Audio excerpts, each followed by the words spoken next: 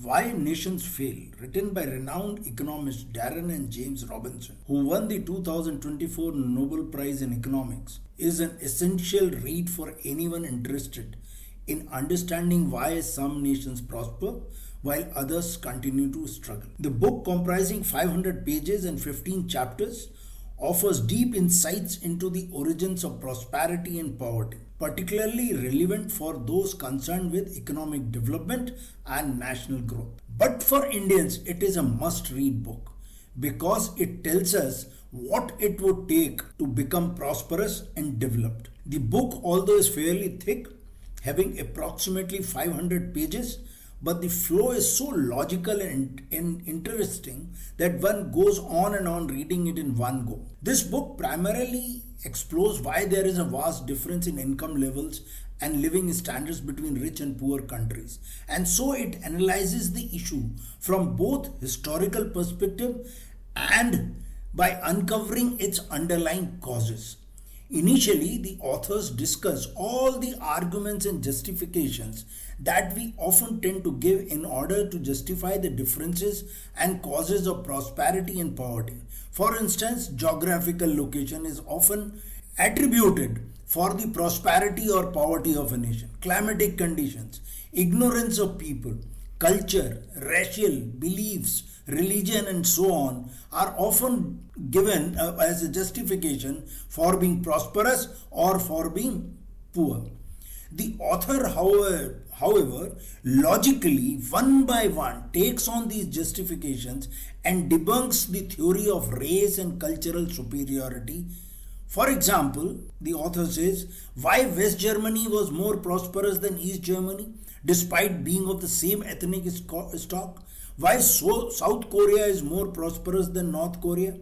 Why is Argentina more prosperous than Peru? They are of the same stock. Why are Japan and Singapore, who hardly ever been ruled by the inhabitants from Europe, are so prosperous as many parts of the Europe are?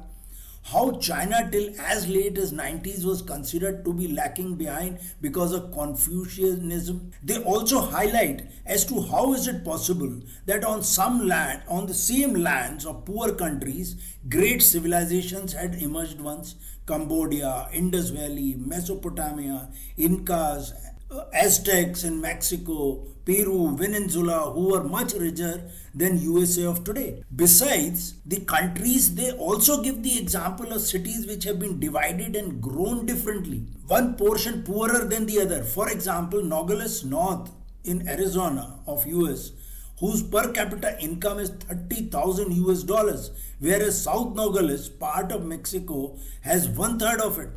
The people of Nogales North, that is in USA, have access to basic amenities, roads, telephones, medical facilities, better law and order, and are able to set up businesses without fear. Whereas Nogales South, which is in Mexico, has high infant mortality, barely any medical care, poor law and order situation, which causes fear to set up businesses. Thus, the authors logically establish that there is something else which causes prosperity and poverty.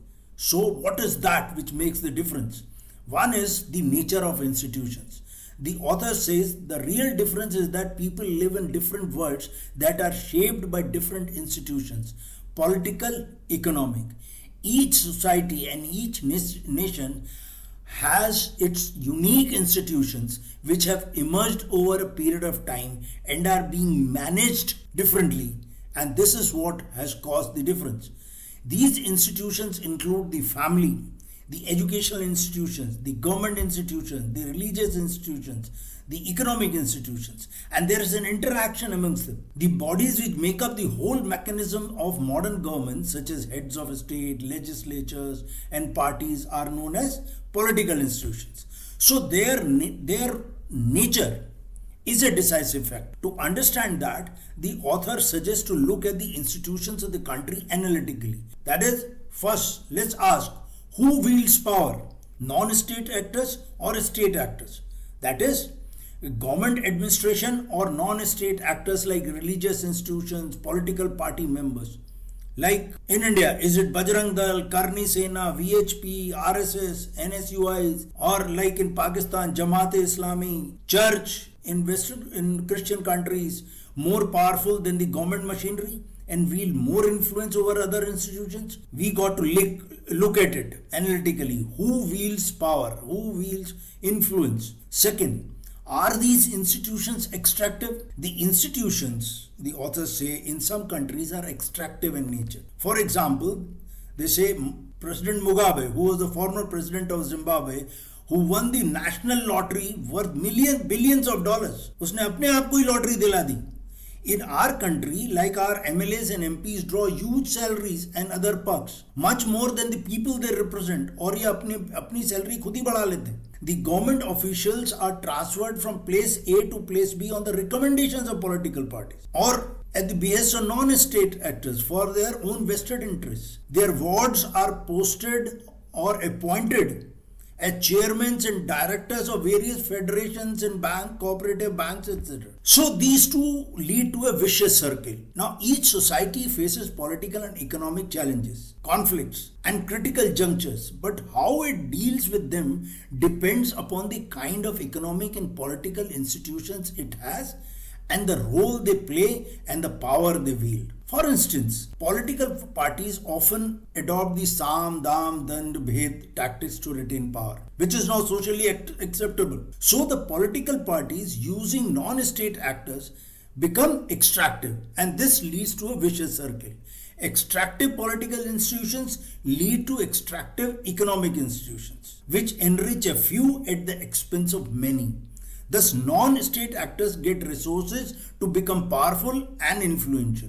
They are able to buy justice, they are able to rig elections, are able to topple opposition, are able to hoodwink the system and fool the legal system and get away from heinous crimes and still remain in power. They have all the reason in defending the system and maintain status quo. So, extractive institutions create platform for extractive political institutions to persist and provide no check against abuse of power. Lastly, the author discusses as to how technology plays an important role in shaping institutions, and here they describe the case of Sierra Leone in West Africa, Russia and Germany.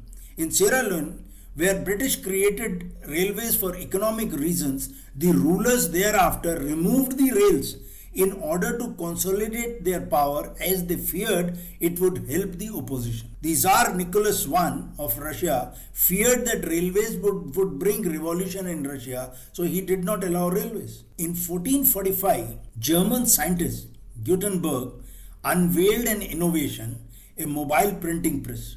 Until then, books had to be hand copied by scribes, which was a slow and laborious process. Scribes wrote letters, historical records, and copies of other works. The Western nations quickly recognized the value of that printing press, and so they set up printing presses all over in France, England, Italy. Whereas Ottoman Empire, the modern day Turkey, did not. As a result, in years to come, the literacy rate in West Europe enhanced remarkably, and culture of scribes got marginalized. Whereas in Ottoman Empire, it did not, and so the Industrial Revolution perhaps happened in Europe.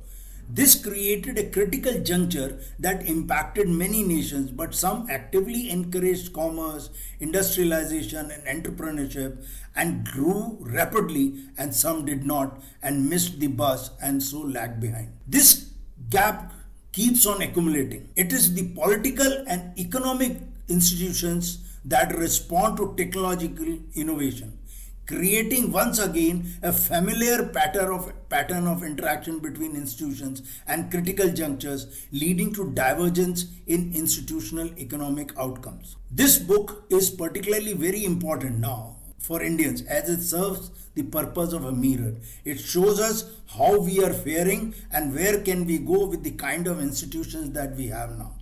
Although since 90s economic reforms since the economic reforms happened, we have made sizable and visible progress, but we still are languishing at bottom on many aspects. Human Development Index, infant mortality rates, hunger index, because perhaps we have extractive institutions. The police, the legislature, the bureaucracy, judiciary, media, enforcement directorate, election commission, CBI, which together have placed the country in a vicious circle. So we have corrupt politicians, only crorepathi's are contesting elections these days. The institutions are caving in. The CBI is called as the caged parrot. Justice can be bought. There is rampant corruption. The non-state actors are becoming more powerful and influential. Politicians enjoying huge perks. Contracts being given to associates and friends. And there is all around indifference towards the common man. Examples here are bank frauds, roads and bridges getting damaged within few years of construction, causing fear of retaliation against those who oppose. So we Indians are also therefore facing a critical juncture and are therefore at the crossroads. Would we set our institutions right, or we allow them to rot and let them remain extractive? Our future is dependent on the quality of institutions, as this book suggests.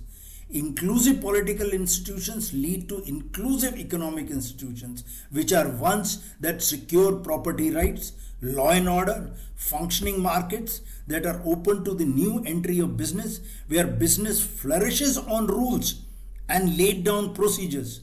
Contracts are honored and there is redressal of grievances through courts on time, and there is equal access to education and opportunity. Thank you. Jai Hind.